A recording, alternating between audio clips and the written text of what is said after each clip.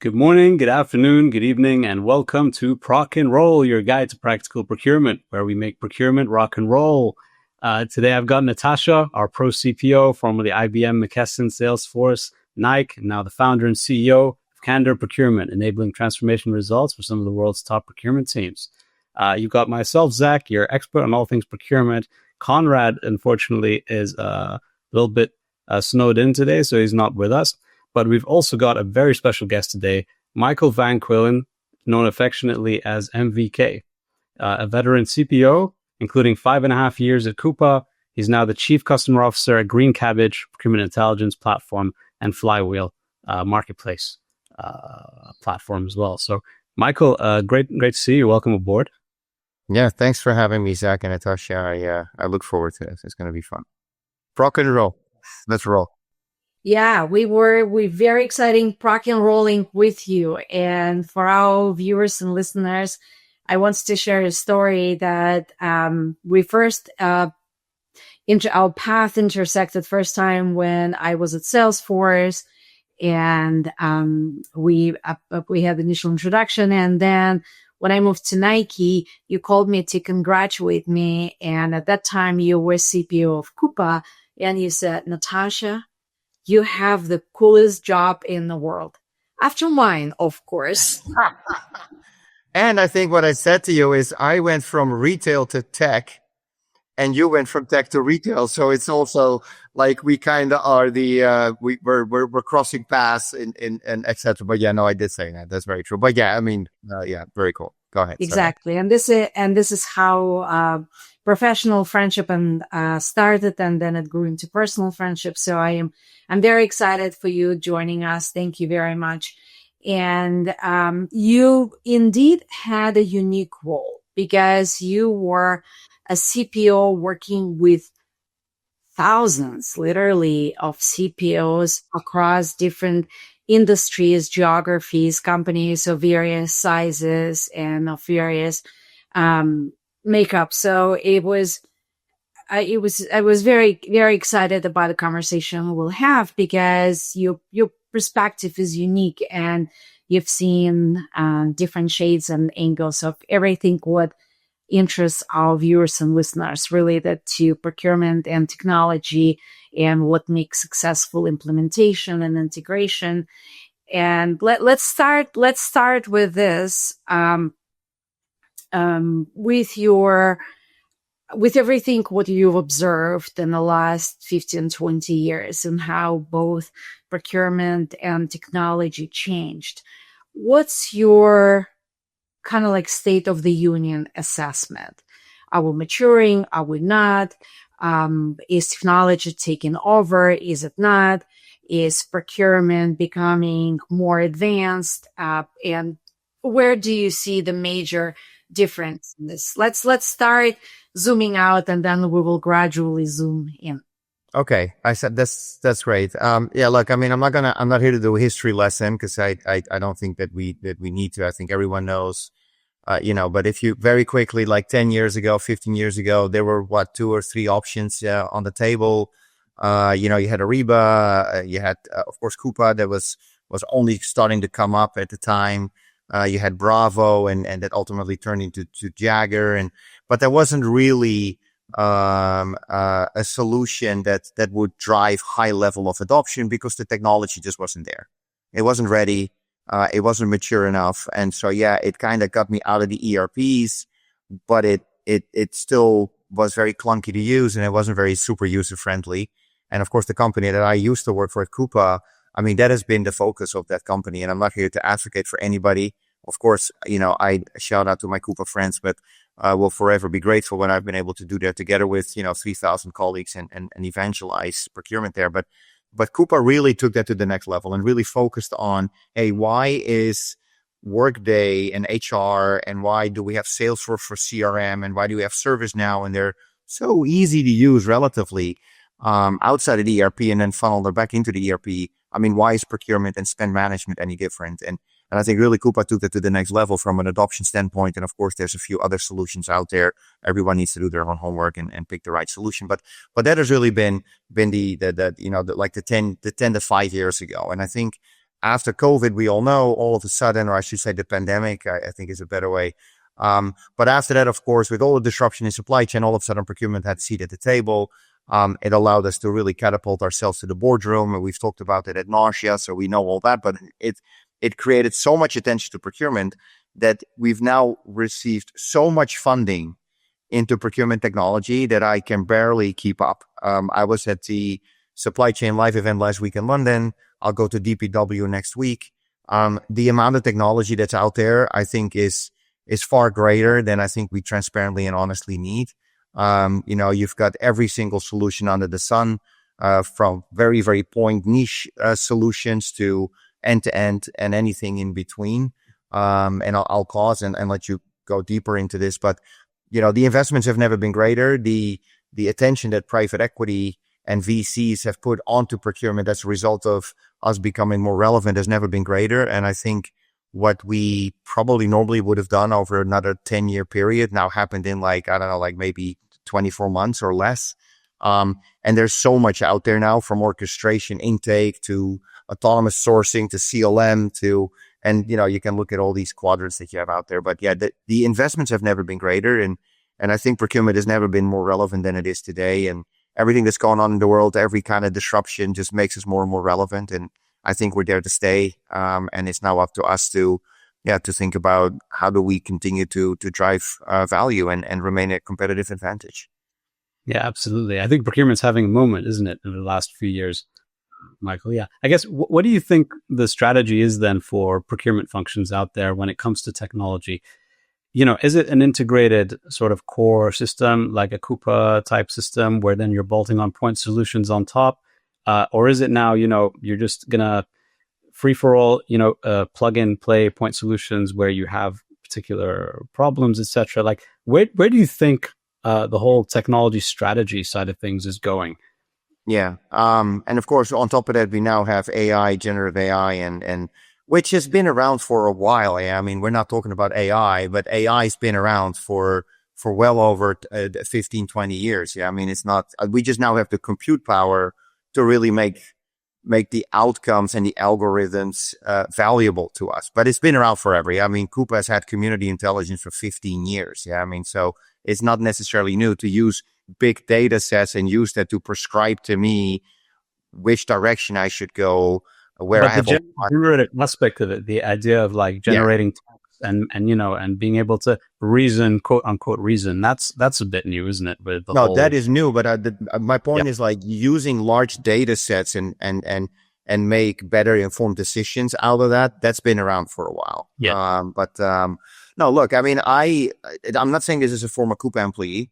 I am, again, forever grateful, and that company has done a lot of things for me in my career, even before I was an employee, as a customer twice. I do fundamentally believe you need a platform. You need no different than your ERP. You're not running accounts payable in one system and your inventory in another, and then your general ledger in a third platform, and you're close to your books in a fourth platform. No one does that I'm aware of. And I think from a procurement perspective, I do believe that you need a core platform that brings all your spend together.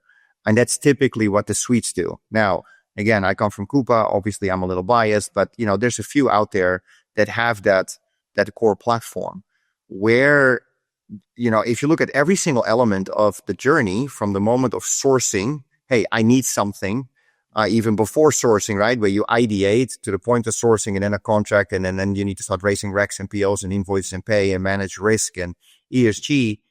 Yeah, there's no platform in the world that does everything at the level that a highly sophisticated procurement function requires. So I do believe in, yes, you need a core platform, single source of truth for your spend, irrespective of whether it's direct or indirect, which, we can talk about that. And then augment that with solutions that drive more value. Now, that could be very downstream. That could be upstream. It could be at the periphery of that. It could be around risk, the way you do your payments. It could be the way you onboard and offboard suppliers, the way you manage risk in your supply chain, how you ensure business continuity. But I do believe that you need a core. Having like 8 or 10 different solutions to manage your end-to-end spend management process, I think is crazy in my opinion. And I know there's quite a few out there that do it. But then if you ask them simple questions, then very often they don't know the answers because it's a data lake and it's very expensive to maintain. So the short answer is, of course, platform augmented with applications that allow me to drive more value out of the spending. Yeah, and I think, well, when you've got this proliferation of all this tech, I mean, orchestration is now the big word, right? Now you need another system or another tool to come and connect all of these different technologies so that you can have one cohesive experience for your customers and your internal procurement stakeholders, right? Okay, but we're saying it's still, you need a core backbone and then you're going to augment with point solutions. So still, I think that's the conventional wisdom of the last couple of years, I think still holds. One thing that for me is really exciting is the advent of AI. I think AI changes the game. Generative AI, that's to be clear, because you made the good point that actually artificial intelligence is not new, but language models are new, right? And you know, I feel like there might be a shift now towards procurement teams moving towards almost building with AI, not just buying, but sort of designing workflows and, you know, creating their own processes and integrating things themselves and orchestrating things with the use of LLMs. How do you think LLMs are going to change things? Because obviously all the tools like Coupa and all the technologies are going to roll out their own language models within the tools to be assistant to support, execute things. But how, you know, is that should you stick with those kinds of LLMs that are provided within the tool? Should you get an LLM yourself and sort of have? Yeah. I mean, as a practitioner, you always want optionality, not just in your supply chain, not just with your suppliers, but also with your technology partners. And I do think that we should always, we should never make the mistake that IT has made for decades, which is the single throat to choke kind of model. So I do believe in bringing your own. And, you know, a lot of these suite providers allow you to do that. You know, I've said as a Coupa employee often, and not to kind of keep talking about my former employer, but I always said, like, you don't want to be a prisoner. You know, you want to be a customer. We want customers. But in order to do so, I do believe that you need to bring your own. You can bring your own agents. You can bring your own, LLMs, and you can plug that into, your suite. I think that that's probably the way that it's going to go. And then you just need to start thinking about, like, okay, how else can I augment and drive more value out of the spend once I capture it? Now, orchestration is an element of that, or at least intake.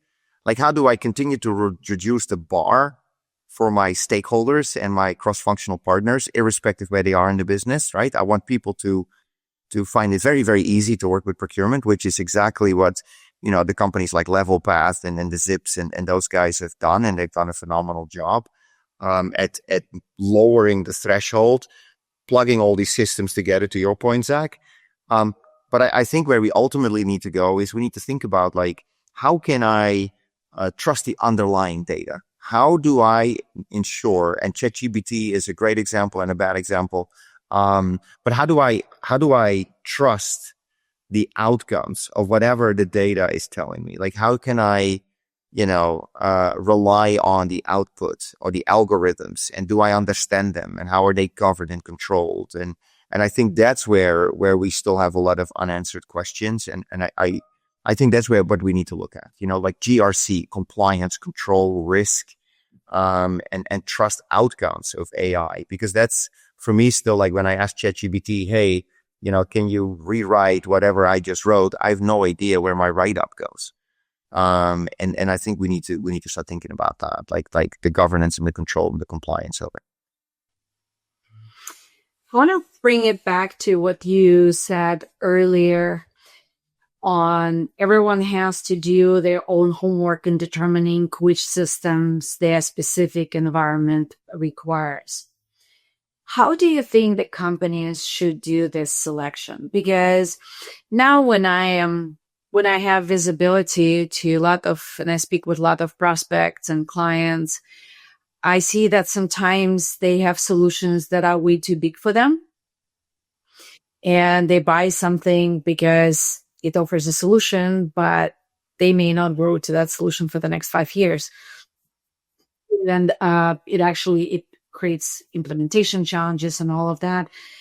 And or on the contrary, the company that is on a very fast growth trajectory, they buy a solution that cannot scale with their business objectives.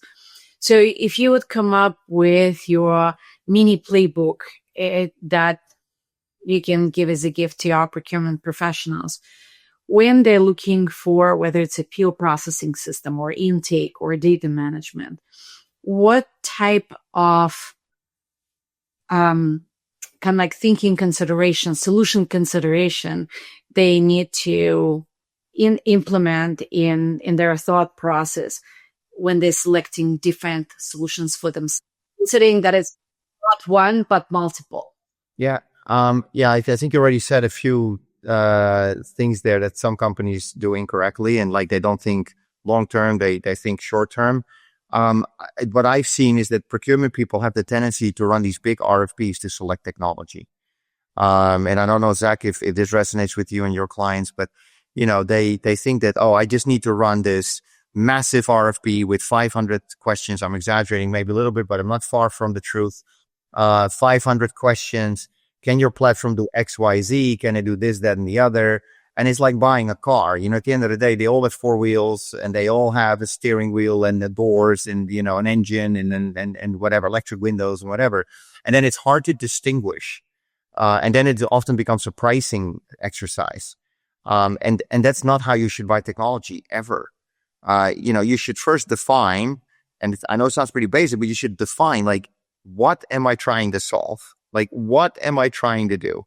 And do I have an intake problem? What you just said, Natasha, do I have an intake problem? Do I have an AP problem? Do I have an adoption problem? Do I have a supplier problem? Do I have a contracting problem? Like, at least try to understand, like, what are you trying to solve for? And then exactly what you said, Natasha, don't just buy something for the next 2 years. This thing is going to be with you for probably over a decade. So think about, where is your company going? Where are you growing? Which geographies? How do you continue to scale and grow? What if you do 5 acquisitions in the next 18 months and they all run on different ERPs? Are you about to select something that is that is single tenant, or is it multi-tenant? Is it single realm or is it multi-realm? Is it easy to integrate with Oracle and SAP or not? Because you never know where your company goes, right? Or what if we divest? What does that do for my tech partner? So you need to really just have that very open mindset and don't just try to solve what's right in front of you, but also look further ahead. Then what I've seen a lot of people do is just put band-aids.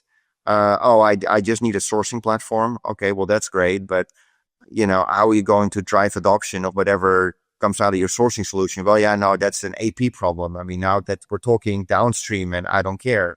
I'm like, well, your CFO does care. Because if you can't capture and execute against the contract and drive spend against the negotiated terms and conditions, then you're not capturing the spend. If you're not capturing the spend, you're not driving the value, and it doesn't show up in the P&L, and you become obsolete.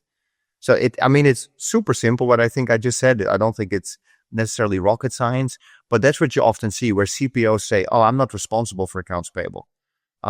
So the other thing I'd say is, it's not a procurement project. Selecting procurement technology is not a procurement project, right? It's got nothing to do with procurement, actually. It actually is.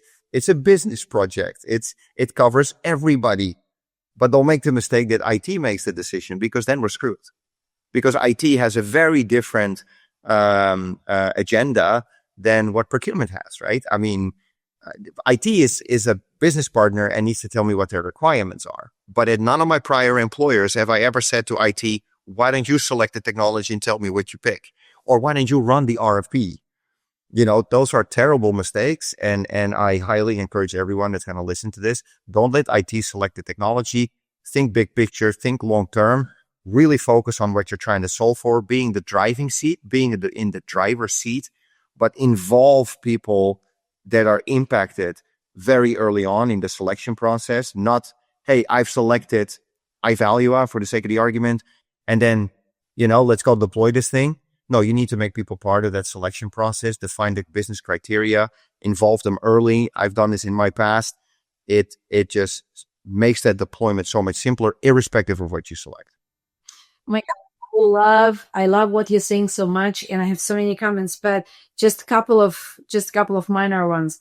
Do not let IT choose technology for procurement, but do engage IT in your decision making and have them being part of all stages of selection and evaluation.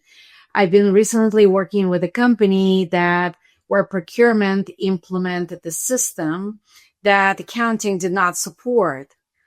And 2 years later, they rolled it off.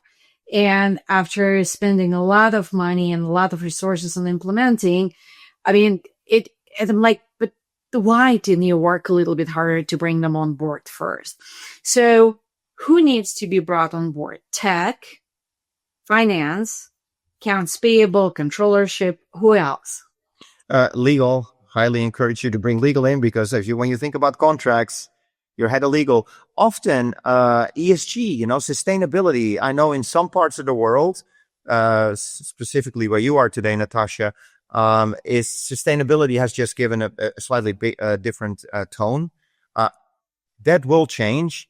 But in most parts of the world, environmental, social, and governance and compliance, like that is super important. So bring your head of ESG in. Hey, you know what? I can actually help you execute your objectives faster as well. So bring him or her into the mix.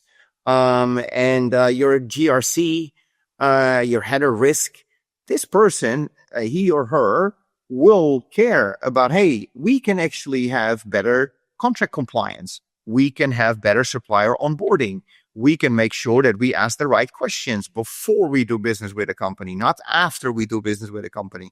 And so I think GRC, and ultimately together as a cross-functional group, you go to the executive team, because this is going to impact everybody in your company. Now, there's big buyers historically like IT, marketing, that is always in most companies, HR, and then, work with your HR department, because they typically have somebody that knows how to drive change. And if you don't have it internally, I highly encourage you, to think about, how am I going to drive the change? And, that of course you could work with for example, KPMG on not just the SI, but also the change management. Or, you give my good friend Amanda Prochaska a call with Wonder Services. I'm not sure if I can plug her, but I think she's phenomenal. And I mean, they drive change management programs and they understand how to do that for procurement. And I think that is really fundamental. Two more stakeholder groups, if relevant, need to bring in, right? The actual people who are going to be using the systems. You can do it. So I think what we're saying is do the stakeholder assessment. I think you both did a great job of outlining all the functions that need to be engaged, but actually who's going to actually be raising requisitions in the system? What are the business units that you're serving? Get a little group together of them, or 2 or 3 of them, just to make sure that they're happy as well with the solution that they're getting. They're going to be the ones at the front, right? And that also suppliers potentially, if it impacts them. If you sir. You get 1 or 2, I think what's really hard about this one is when you're selecting technology, look at the sheer volume of stakeholders. Like it's just a huge investment, isn't it? You have to talk to, we've just named 12 parties, but but that's why it's not but I love what you said, Zach. Sorry to cut you off, but like at Lululemon, where I was before Coupa, I had actually ultimately the store managers decide which platform they wanted. Because at the end of the day, I mean, we can make anything work, and all these platforms work, right? I mean, they're all fine. Like, I mean, they're all, you could just some that are a little bit better and whatever. But I had the store manager say, like, you just pick. Yeah, and I bet it was very successful, right? Like, because I think when the end user is actually so involved in it, and I've seen very, very many times is procurement will tick, for example, risk, legal, finance, but then they're really not bringing enough of the actual people. No, you're right. In the business, yeah. So I think bring them in as well. Stakeholder mapping, I think always do it. I guess, like I said, I think the big challenge for me is how do you balance sort of all of this engagement with the size of the prize? Because if you're getting a small point solution for something, then you don't want to run months and months of stakeholder engagement. But if you're buying a backbone solution for your procurement, then you probably do want to engage everybody. Yeah, and what's important with that, because to your point, is 12 groups, and then we'll go to the next question. But is to put yourselves in their shoes and ensure you are able to speak in a language that they understand. For example, when you talk to legal, do they really care about saving money or I don't know, optimizing the value of the spend? I mean, everybody cares about it, but not really. But they do care about compliance. Your CFO probably cares more about the ROI. So let's talk about that. And then your head of IT, they probably don't care so much about these two things, but they probably care more about integration and data security and, stuff like that. So also tailor your message to every single cross-functional leader and area department and talk about it in a language that they will resonate with. You'll be pleased to know, Michael, that that's something that we've raised many times on this podcast, like around procurements, what need to speak the language of the stakeholder you're consulting. Very important. For sure. What's interesting is that Conrad is not on this recording, but his spirit is with us for sure, Michael, because you made a comment about 500 question RFP.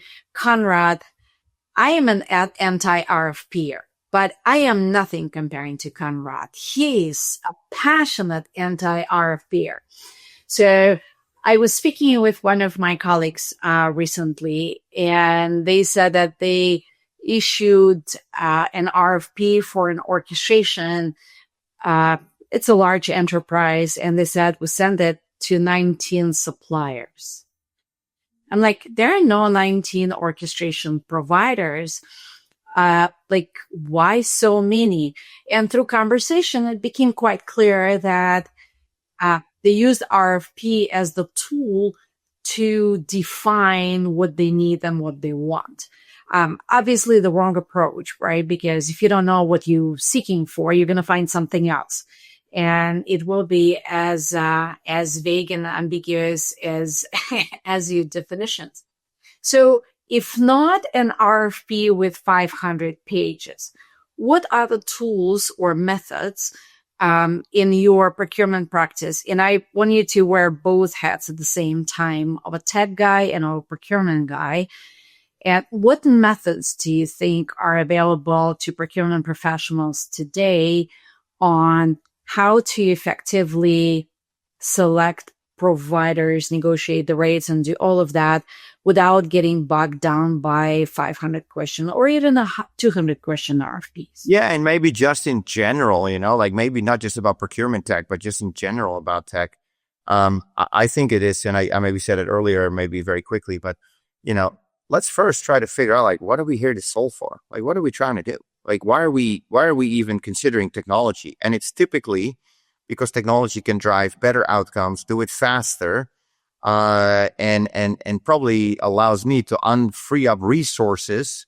I mean, it's no different than when we were starting using Excel, in the way back when.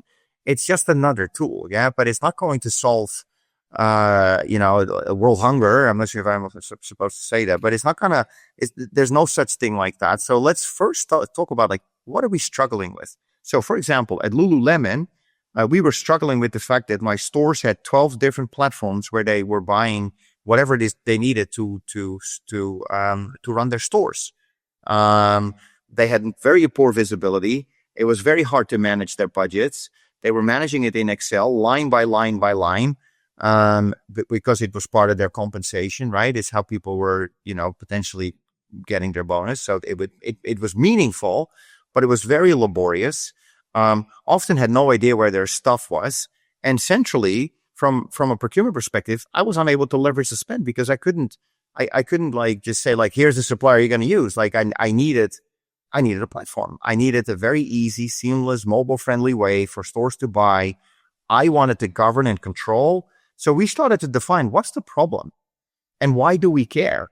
It's not about saving money. It was also about customer experience in the store, making sure that we knew what was going into the store and think about health and safety. And now all of a sudden it becomes a business problem, right? We didn't know what was going in our stores.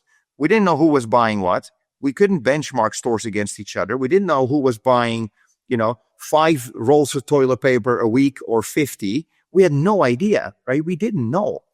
And that's a problem, especially if you want to scale and grow and do it profitably. And so we first defined what is the real business problem we're trying to solve for. And it has to be in the business. It's not in finance. It's not in supply chain. It's not in procurement. It's not in IT. Business problem. And how can technology now enable me to do that? And then, what do? You go into your network. I already knew Coupa because, I knew Coupa from VF. And I did Ariba there. And so you then, you look like a gardener, or you look at you do some, call your friends and like you, Natasha, and say, hey, what are you using? You maybe go to a conference, one or two, and then you quickly know, here are the 3 companies that I'm going to invite. Like, you don't need 12 or 20. I've never run an RFP with 20. Never. In my entire career, in any category. Never have I done 20. I didn't know. Maybe a couple of times you were one of the 20. Yeah, no, probably. Yeah. Oh, for sure. Yeah, by the sounds of it. But it's really like, go back to what you're trying to solve for. And if you do that, and if you truly understand, there is no way that there are 20 companies that can do what you're looking for. You typically narrow it down. And then, you're not running an RFP. I mean, basically just say, okay, here is a business case. And why don't you show me how you're going to solve for that? And then really understand how much of that is out of the box and how much of that is custom, and really narrow down on that. I mean, that's how I typically run, especially technology RFPs. I think that's coming out to me, Michael, is that the key takeaway is find the problem. And I love your framing of it as find the business problem, right? I think so many of the challenges I see my clients struggle with is they have such a laundry list of problems, right? And they almost want one solution to come in and fix all of that, right? And that never happens, right? I think the first framing of it, okay, like if you prioritize these by business value as opposed to procurement value, or how do you go about that? How do we make people think, of solving business problems as opposed to tactical problems, maybe within the procurement function, or how do we actually do that? What's the best approach to achieve that? Yeah, to make it relevant to you. So I would go to the CFO. It's true stories, and you can ask these people because they're all on LinkedIn. You can look them all up. I would ask the CFO at VF, like, how much do we spend on shopping bags a year? I have no idea. And that's my job, right? That's not the job of the CFO, but they wouldn't know. That's not how finance looks at the P&L. And it's no different at Lululemon. Like, how much do we spend on pick any category?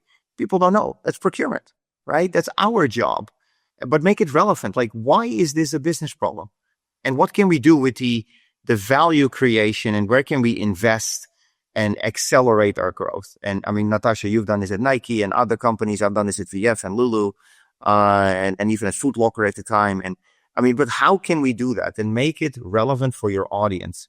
That is the way. And if procurement is going to be, woe is me, no one cares, no one wants to listen to me, or like, that's not, we got to get out there. We need to put our careers on the line at the right times, which I'm sure Natasha has done, and I have done for sure as well. And I know the ones that I admire have done that as well. Put your career on the line based on facts, fact-based decision making. But then start, like, don't try, to your point, Zach, boil the ocean, as we say. Like, that's never going to work. Never. Start somewhere. We started with procure to pay. I didn't start with end to end and all these other, no, you start, but you got to have the vision where you want to go and make sure you pick the right partner from the start. Let me double click that. Is it spend? Do we start with spend then? Like, spend, if you don't have full visibility, is that your number one business problem, for example? Or you can't. Yeah, if you don't know your checkbook, then it's very hard to define value. Very hard. If you don't know where the goes to, you don't know who you need to chase. Yeah. Well, the good news is I haven't seen a single business that knows all of their spend. So maybe it's as you work your way down, make sure you're ticking off. I'll be honest. Like, do you know how I did this at VF Corp when I had an AS400? I took a download of all my accounts payable and then spent a week manually classifying every single supplier I had. All done. I mean, but that was before you had like Spend HQ and others, right? I mean, I'm talking way back when, but I'm just saying, like, you can do it. It is doable, and it's not impossible to know your spend. And then you need to think about, okay, where can I drive the most amount of impact, the fastest, with the least amount of friction? Which, pick a category in any company, crush it, drive the value, and then take it to your CFO and say, hey, look what procurement can bring to the table. I mean, ultimately, executives care about data and they care about facts, and they don't care about you complaining about the fact that you're stuck in your ERP or you have some suboptimal platform. I mean, executives don't care. They don't care about any of that. Yeah. I would like to tap into something that you are uniquely positioned to comment on, because you have seen many, many, many integrations and technology implementations. And you've seen some that went smooth and jolly. And you've seen some that turned into a nightmare for both provider and customers. What are your maybe like 3 top do's and 3 top don'ts that you share? Yeah, if I say the do's, then I can say the reverse of those are the don'ts, I guess. But the first point I said already earlier is before, like, bring your cross-functional stakeholders in as early as you possibly can. Not at the point I'm doing some comparison of 3 platforms. No, bring them on from the start, because that ultimately decides the success or the failure of your project. So that's the first thing. The second thing is, and I think we kind of talked about most of these already. The second thing is, don't think that technology is going to solve your business process. And we know that, we all know this is true, right? But we still fall into the trap. Oh, I'm just going to buy the right top end magic quadrant solution for whatever, for planning or for HR. Let me buy Workday, and all of a sudden my entire HR process is smooth and beautiful. It doesn't work like that. You need to think about it. And in my opinion, and I heard somebody say this last week at a conference I was in London, it's people, process, technology.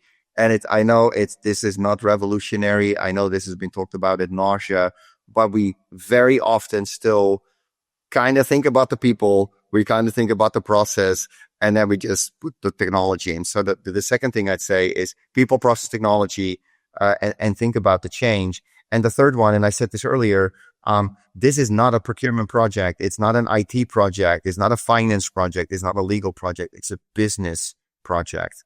And the ones that I've seen were the most successful, and I have tons of really high admiration for some of the CPOs at, like State Farm or Salesforce. I mean, you were there, right? And what Jen is doing and others. And there's a ton of CPOs out there that I highly admire, but those are the ones that are doing it and have looked at it through the lens of what I just described. And they're the ones that are successful. And the ones that haven't done that are often either not optimizing the investment they've made. They will still great value, and they still they get stuck on the maturity ladder. They get stuck at level 2, level 3 procurement, and they're never considered strategic and competitive innovation and all that stuff. So yeah, I mean, that's probably the 3 things that I would suggest. I don't know. I welcome your ideas too. Yeah, of course. I think we got time for maybe one more question. Is that all right? Yeah. Well, I think I completely agree, Michael. I think the last things I do want to get your view on AI. I heard someone say recently from Microsoft that AI will be eating software in the future, right? And why I like AI is because I feel like it forces you to think about the business process and to think about the reasoning and how data needs to flow and what decisions need to be made at what points, etc. And it gives you a lot of control. Would you encourage teams to be pushing ahead with AI first, AI native type of solutions at this stage? Or do you think actually we're still not there? We still need to make sure that we know what we're dealing with? Yeah. Yeah, there was a stat last week, and I think the stat is out there. I think that like 90+% of all AI initiatives fail. And the reason why they fail is because I think that and it's okay. Yeah? It's okay if we fail. Like, we should start small, fail fast, and try again. We know AI is and generative AI is fundamentally going to change every profession in the world. We already know that. That's not a secret. But we should not make the mistake of letting AI do the work for us. We should still have the human in the loop. I still fundamentally believe in that. But AI is going to change every profession. If you're a lawyer, if you're a doctor, if you are an engineer, we know that AI has the capability, especially now with generative AI, the capability to do things, especially when they are becoming repetitive, to do them faster. Fraud detection, if you think about procurement, faster, better outcomes, quicker, and then it becomes a flywheel. Not the kind of, below the company I advise, but it becomes a flywheel, right? And so I believe that AI, it's real, it's here to stay. A lot of these projects fail simply because we're not going back to the core and defining what we're actually trying to solve for in the first place.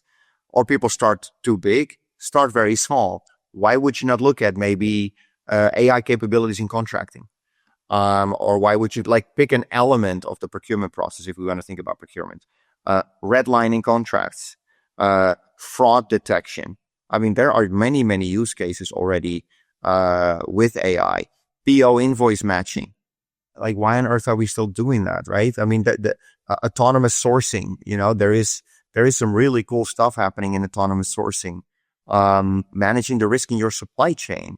There's a lot of things happening there as well. But pick an element and start looking at that, and then nail that, but keep the human in the loop, and then maybe start to potentially expand. That's how I would think about it. But and just for you and Natasha, right? What is your long-term sort of guess around how automated procurement will become in the future? Do you think AI will automate a lot of procurement processes and people out of their roles? And do you think we'll need leaner, meaner teams in the future?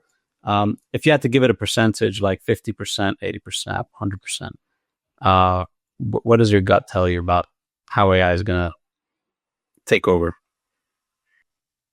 You want to go first, Natasha? Or? Well, I want to offer it to the guest lady first. So I think everything what should be automated will be automated.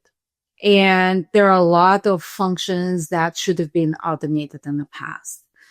And I think, if anything, we suffered in procurement from the lack of automation, because a lot of RFPs could have been and should be eliminated. A lot of tailspin. Every organization has tailspin. And there's absolutely no need to have a human to negotiate $150,000 deals.